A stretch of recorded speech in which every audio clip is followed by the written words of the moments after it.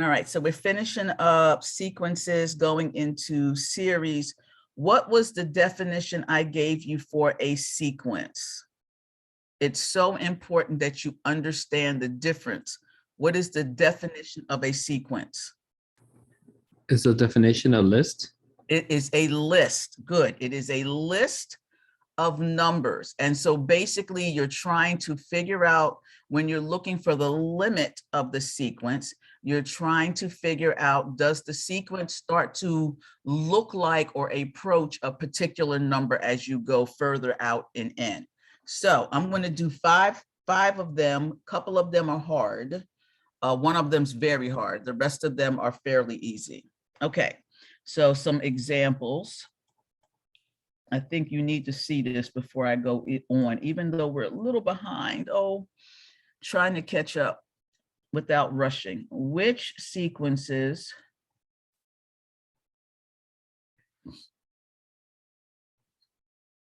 converge and diverge?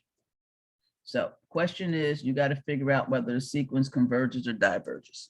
Okay, so the first one is AN, and AN is N plus minus 1 to the N over N. So that's AN. 2 is BN. BN is 2N plus 1 divided by 1 minus 3 times the square root of N. Okay.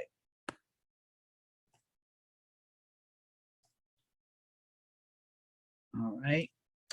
3 is going to be CN. CN is N over N plus 1 to the nth power. 4 is DN. DN is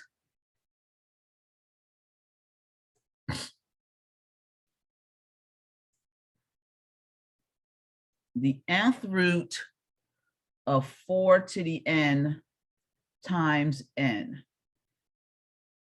And then 5 is FN, and FN is 10 to the N divided by N factorial. Okay, so we're going to do these. All right, so if you're just logging on, these are the 5 series that we're going to do. All right, so here are the answers. And I hope that you follow the steps and understand so that you can apply this technique to many of the problems that you are going to see, because I am telling you, some of those limits are hard. Okay, so for number 1, we have AN is equal to N plus minus 1 to the N over N. I didn't need to rewrite it. I don't know why I did, but I'm going to write this as N over N plus minus 1 to the N over N. So now I can write this as 1 plus a negative 1 to the N over N. Now, when I take the limit as N goes to infinity of AN, that basically says I'm taking the limit as N goes to infinity of the quantity 1 plus minus 1 to the N over N. Now, what do we know about anything over N as N goes to infinity? It goes to 0. It goes to 0. Okay, so this term right here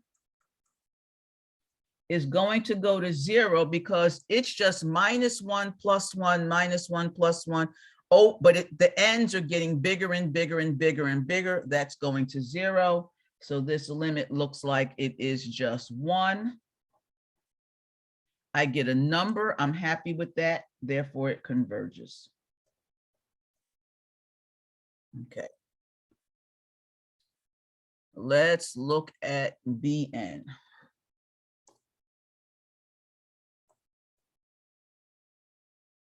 Bn is 2n plus 1 divided by 1 minus 3, the square root of n. Okay, so clearly the 1 and the other 1 are not really that big of a deal as n goes to infinity, but we're going to rewrite this. I'm going to divide by the square root of n. So when I do that, I get 2n over the square root of n plus 1 over the square root of n.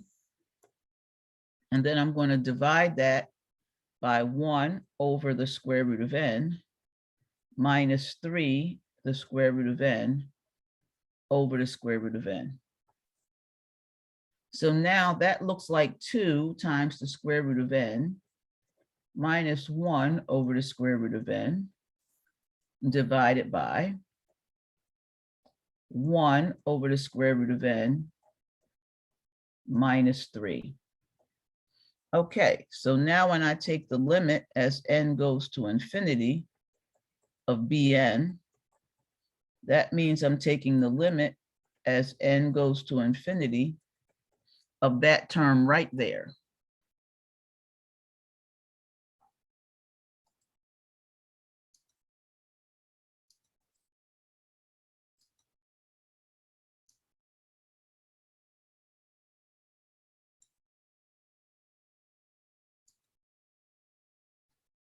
I don't know how the 1 didn't show up, but it didn't.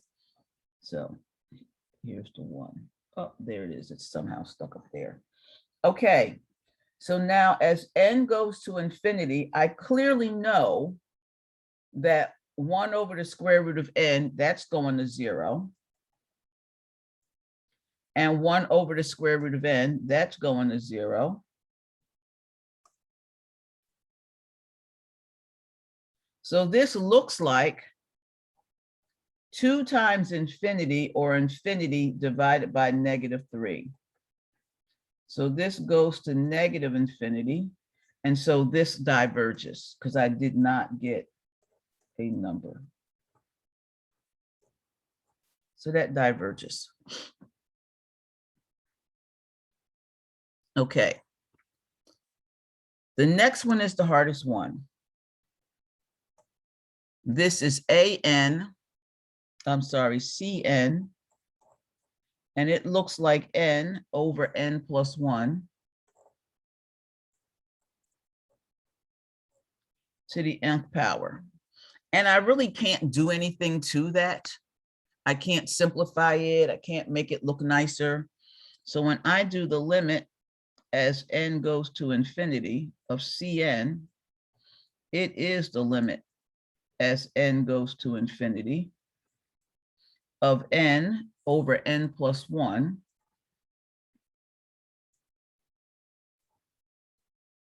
Now the n over n plus 1, what does that go to as n goes to infinity?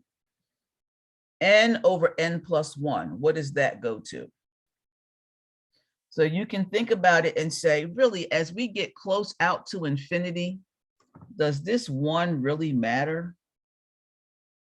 So as I get close to infinity, it looks like n over n, which is 1.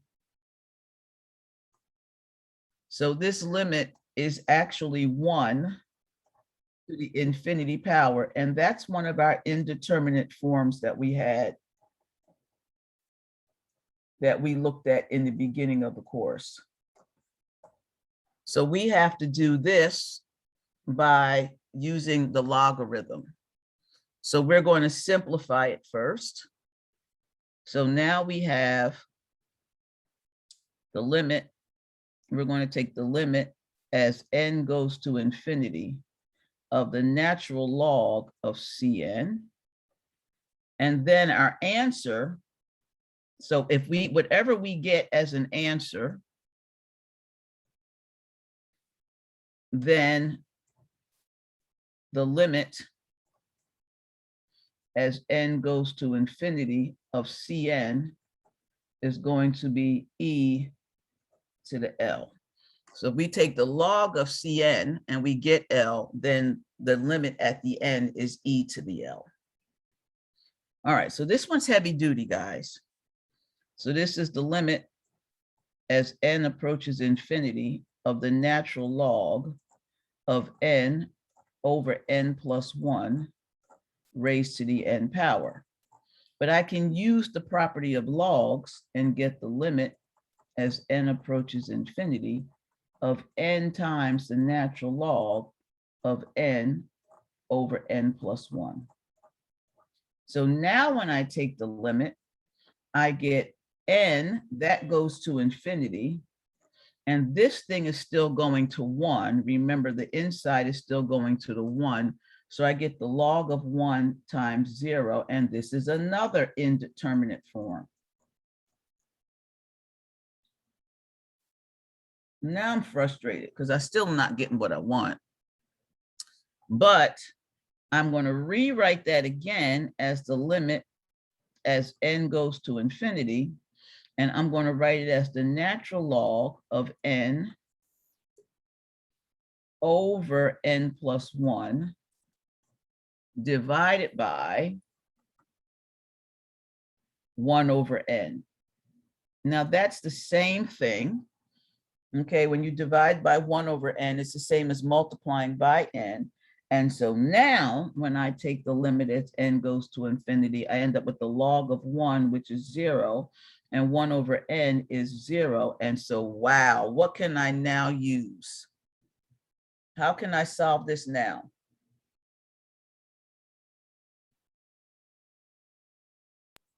L'Hopital's rule. All righty.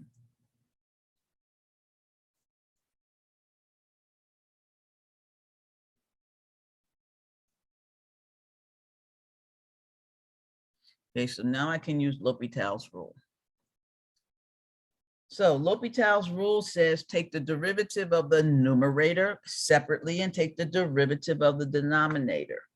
Okay, now the derivative of the numerator is going to involve a whole lot. Okay, because I got to take the derivative of the logarithm part, and then I have to take the derivative of what's inside. Okay, so what I'm going to get now using L'Hopital's rule is the limit as n approaches infinity. Okay, so let's just deal with the numerator for a moment. Well, the denominator is easy. That's going to be minus 1 over n squared. Okay, because the derivative of 1 over n would be minus 1 over n squared. That's easy. Okay, the derivative of the numerator, so take the derivative of the natural log of something, you get 1 over that thing. So the first thing we're going to get is 1 over this fraction n over n plus 1. And then we have to take the derivative of what's inside, and we're going to have to use the quotient rule. So that's going to be the bottom, which is n plus 1, times the derivative of the top, which is 1, minus the top, which is n, times the derivative of the bottom, which is 1, all over the bottom squared.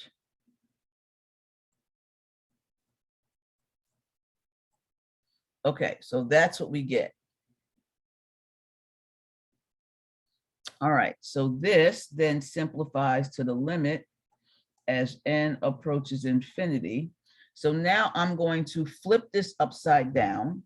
So I'm going to get n plus 1 over n. And then in the numerator, I get n over n plus 1 squared.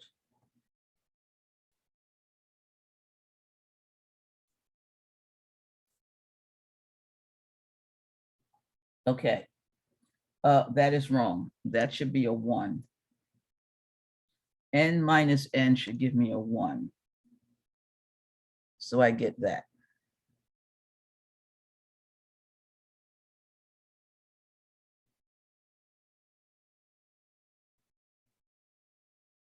Okay, and then I'm dividing by this fraction, so now I'm going to multiply by minus 1 over n squared.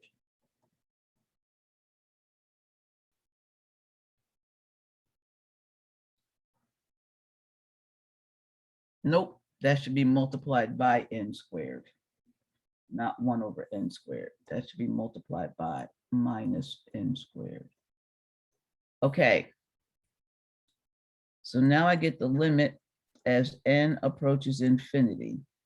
I'm going to leave the n plus 1 over n because I know that limit is 1, so that's easy. And then now I'm going to have negative n squared over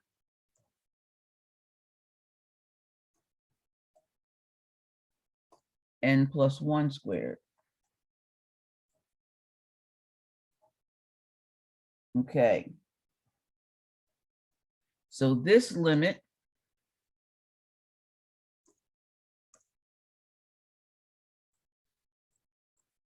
is 1, and this limit is negative 1.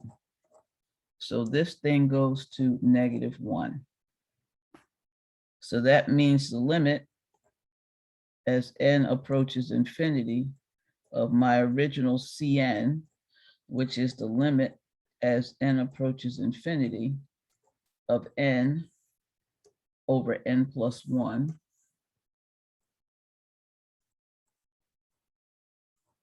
to the n is e to the negative 1. And that is equal to 1 over e. That thing converges. Okay. Number 4.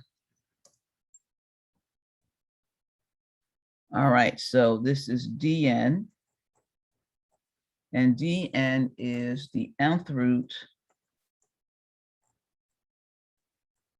of 4 to the n times n. So I'm going to write that as the nth root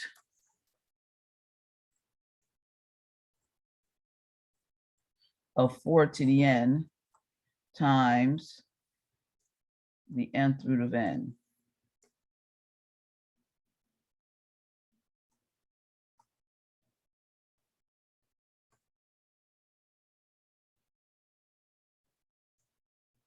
Okay, now the reason why I wrote it like that is because that's really helpful to see, because this one right here is one of those special ones that I told you. Okay, so that one, I know that the limit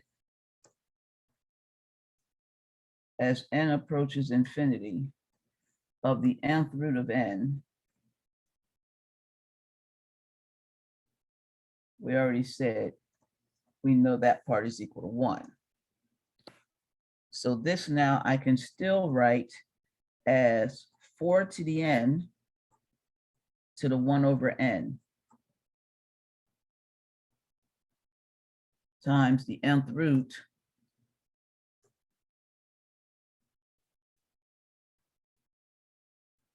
of n.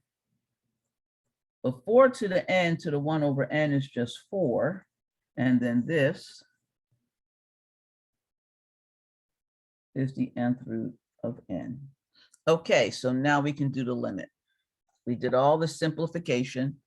So now we get the limit as n approaches infinity of dn is the limit as n approaches infinity. Well, we simplified dn, so we only get 4 times the nth root of n, and we already know that's 1, so we get 4 times 1. So this sequence eventually goes to 4. Okay, so now this last sequence is a little different. All right, because it has a factorial in it. So this one is different. And you are going to see in the next section lots of factorials, lots of factorials. Okay, so we said Fn was equal to 10 to the n over n factorial. So this is one where we're going to look at it and see what happens, okay? Because I don't know how to take the limit with this n factorial in there. That's kind of confusing. I can say normally if you have n factorial in the denominator, then the limit's going to go to 0. I'm pretty sure of that, but not always can we say that. Okay. So let's look at A1. F1 is 10. F2 is 10 squared or 100 over 2 factorial. So that's 50. F3 is equal to 100 cubed. So that's 1,000 over 6. Okay. So this is F2 is 100 over 2 times 1, and F3 is 10 cubed or 1,000 over 3 times 2 times 1. Okay. F4. Well, that's going to be 10,000 over 4 times 3 times 2 times 1. All right. So I'm just going to write this as 10 to the 4th over 4 times 3 times 2 times 1. Now, as you can see, with my numerator only has tens. So my numerator is 10 times 10 times 10 times 10, whereas my denominator is 4 times 3 times 2 times 1. Okay, so let's keep going.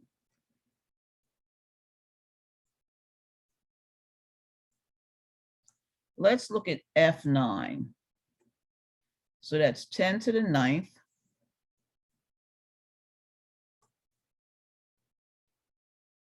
over 9 times 8 times 7 times 6 times 5 times 4 times 3 times 2 times 1. And I can write this as 10 times 10 times 10 times 10 times 10 times 10 times 10 times 10 times 10. Okay. As you can see, what's going to happen to the denominator eventually? Let's look at F14. So I'm going to have 10 times 10 times 10 times 10 times 10 times 10 times 10 times 10 times 10 times 10 times 10 times 10 times 10 times 10. And that whole thing, oh, I got somebody in the chat. Okay. All right. And so now this is going to be over 14 times 13 times 12 times 11 times 10 times 9 times 8 times 7 times 6 times 5 times 4 times 3 times 2 times 1. Okay, so up to this point right here,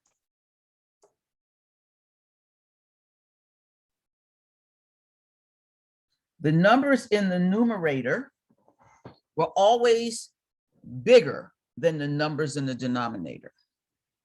But from 11 on, all the way up to 10 million, 10 trillion, 10 billion gazillion, the numbers in the denominator are going to be bigger than the numbers in the numerator. So if I were to do F sub 200, which I'm not,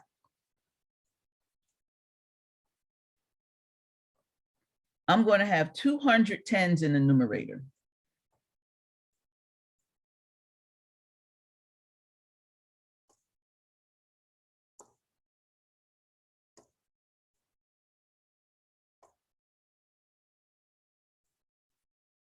So I'll have 10 to the 200.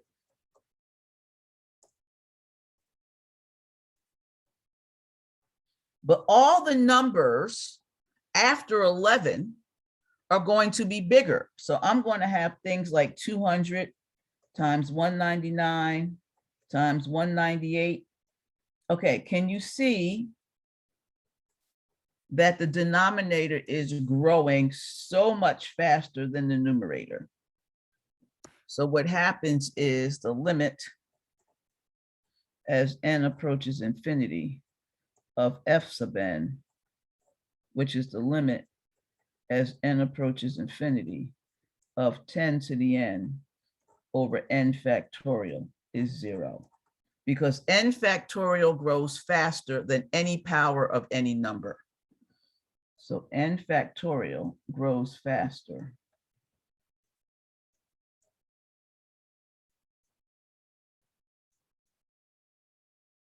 than any number, let's say a to the n.